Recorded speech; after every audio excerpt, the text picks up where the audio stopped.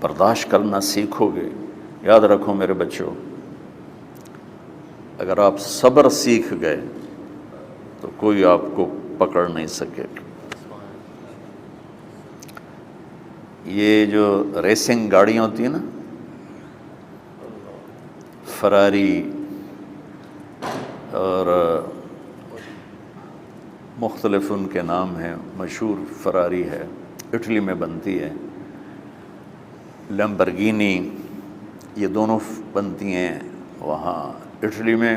اور اس میں جو آدمی جا رہا ہو اس کے لیے سپیڈ لمٹ کی قید کوئی نہیں، ورنہ سب گاڑیوں پہ 120 کلومیٹر پر کہ اوپر جائیں گے تو جرمانہ ہوگا.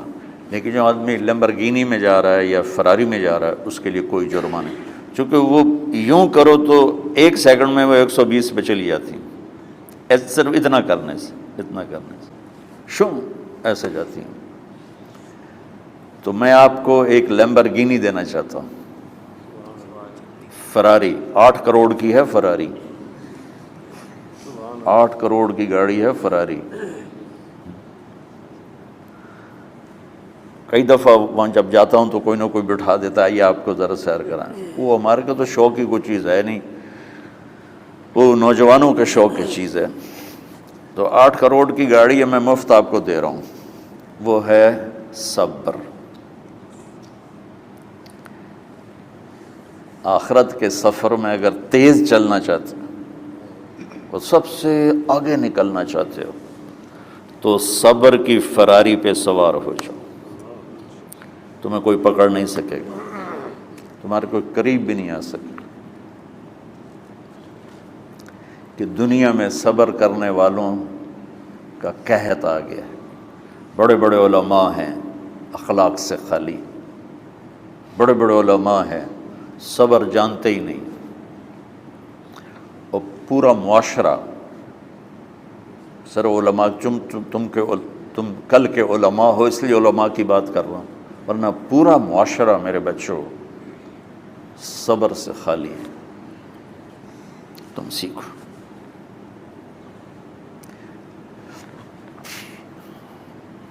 دیکھو میری ایک بات سنو، علم کی کمی ہو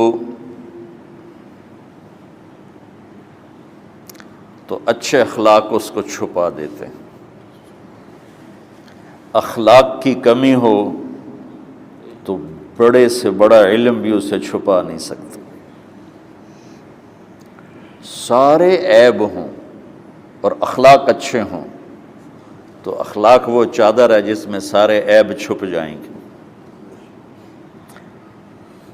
اور ساری صفتیں ہوں اور بد اخلاق ہو تو ہر صفت کو بد اخلاقی چھپا دے گی. میرے نبی نے نماز لمبی پڑھی، اللہ نے روک دیا، کہا نہیں چاہیے.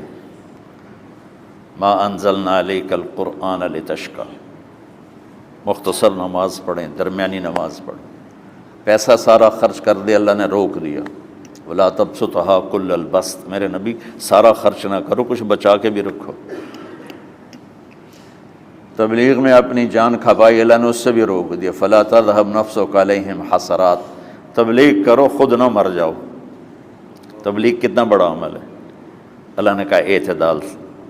نماز کتنا بڑا عمل ہے، اللہ نے کہا درمیانہ ہاتھ رکھو. مال خرچ کرنا کتنا بڑا عمل ہے، اللہ نے کہا درمیانہ ہاتھ رکھو.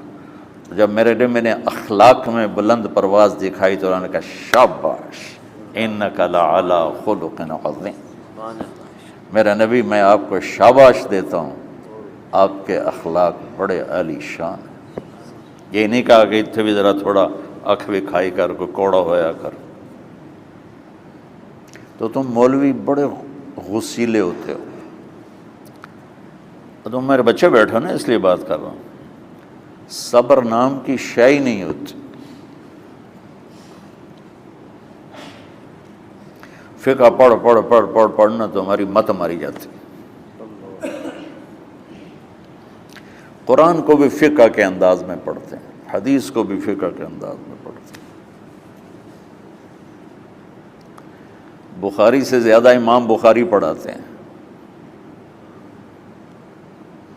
ترجمۃ الباب پہ اتنا وقت لگا دیتے ہیں کہ حدیث جو اصل چیز ہے اس کی طرف توجہ نہیں جاتی۔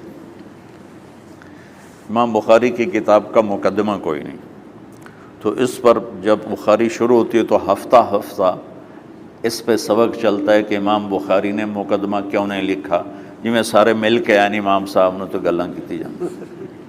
میں اس کا اتنا آسان 1 منٹ میں اس سارے سبق کو ختم کر دیتا ہوں بخاری شریف کے، کہ دیکھو بھائی امام صاحب کا دل نہیں کیا مقدمہ لکھنے کو، اس لیے انہوں نے نہیں لکھا، گل مک۔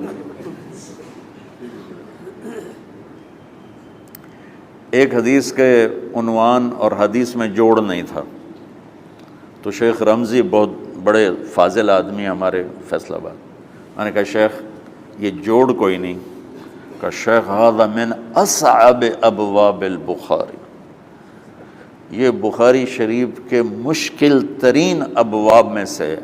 میں نے کہا تو بڑا آسان کام ہے، امام بخاری بھول گئے، ترجمہ کوئی اور تھا، حدیث کوئی اور لکھ دی، بھول گئے، بشر ہی تو ہیں، کیوں بچوں نے مصیبت پان دیا۔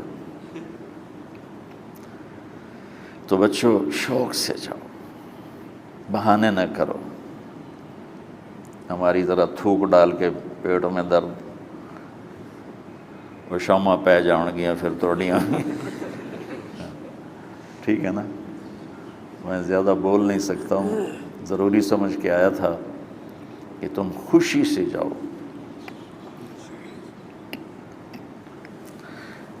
پھر اس میں جو ناگواری آئے گی اسے برداشت کرو گے تو پھر آپ کا صبر بڑھے گا۔ تو میں صرف میری شہرت نظر آتی ہے، اس میں جتنا مجھے صبر کرنا پڑا ہے وہ تمہارے سامنے نہیں ہے، جتنی کڑوی گولیاں میں نے کھائی ہیں لوگوں سے وہ تو تمہیں نہیں پتا۔ اب تمہیں اتنا نظر آتا ہے کہ واہ واہ ہو رہی ہے آگے پیچھے لوگ، میرے اللہ کا کرم ہے، میری کیا اوقات، آج ہوں کل مر جاؤں گا، اولاد کو بھی یاد نہیں رہے گا کہ طارق جمیل کون تھا۔ جو ہے اس میرے رب کا کرم ہے، مجھے اپنی شہرت سے کبھی دھوکہ نہیں لگا۔ تو میرے بچوں اس لیے بتا رہا ہوں، کوئی فخر نہیں، کہ مجھے اپنی شہرت سے کوئی دھوکہ نہیں، ایک لمحے کے لیے بھی مجھے دھوکہ نہیں۔ میرے دل کی گہرائیوں یہ بات اتری کہ سب میرے اللہ کا فضل ہے، اور برائی کرنے والا اور اچھائی کرنے والا میری نظر میں برابر ہو گیا ہے۔ برابر ہونے کا مطلب پہلے سمجھو، تو مجھے گالی دو گے مجھے تکلیف ہوگی، تو میری تعریف کرو گے مجھے خوشی ہوگی، اس کو برابری نہیں کہتے، وہ تو ایک طبعی چیز ہے۔ یہ میں نے ہاتھ پہ اپنا ہی ہاتھ مارا تو اس کو درد ہو رہا۔ تو اگر میں مولوی شوکت صاحب سے بدتمیزی سے بات کروں گا تو ان کو تکلیف ہوگی، اور میں ان کی قربانیاں بیان کروں گا۔ یہ ذرا کھڑے ہونا، ادھر ہاتھ دو، یہ اس سارے نقشے کے بانی ہیں، یہ پہلی اینٹ ہے۔ یہ 3000 روپے اس وقت لے رہے تھے 1985 میں 86 میں کراچی،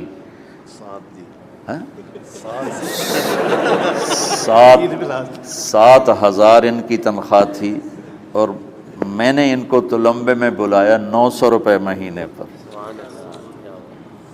کتنا فرق ہے 7,000 اور 900 کا؟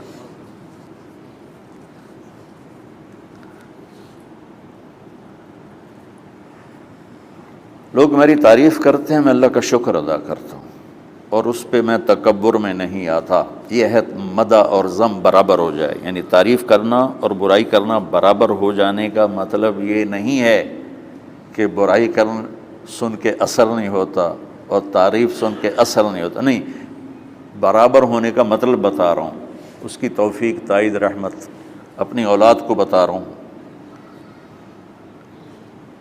کوئی میری تعریف کرتا ہے میں اللہ کا شکر ادا کرتا ہوں اور اپنے آپ کو بھولتا نہیں ہوں، کوئی میری برائی کرتا ہے تو میرے دل میں اس کے لیے کوئی منفی جذبہ نہیں پیدا ہوتا۔